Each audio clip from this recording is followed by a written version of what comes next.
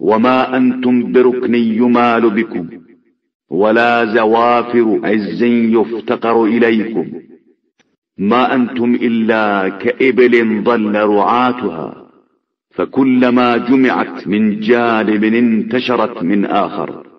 اور نہ ایسا ستون ہو جس پر بھروسہ کیا جا سکے، اور نہ عزت کے وسائل ہو جس کی ضرورت محسوس کی جا سکے.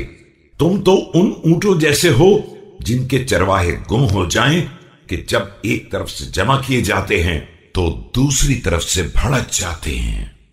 لبئس لأمر الله سعر نار الحرب أنتم تكادون ولا تكيدون فتنتقص أطرافكم فلا تمتعظون لا ينام عنكم وأنتم في غفلة ساهون.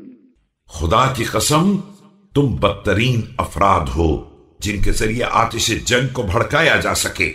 تمہارے ساتھ مکر کیا جاتا ہے اور تم کوئی تدبیر بھی نہیں کرتے ہو.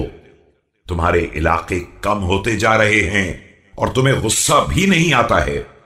دشمن تمہاری طرف سے غافل نہیں ہے مگر تم غفلت کی نیند سو رہے ہو. غلب والله المتخاذلون وَيْمُ اللَّهِ إِنِّي لَأَظُنُّ بِكُمْ أَن لَّوْ حَمِسَ الْوَغَى وَاسْتَحَرَّ الْمَوْتِ قَدْ انْفَرَجْتُمْ عَنِ ابْنِ أَبِي طَالِبٍ انْفِرَاجَ الرَّأْسِ.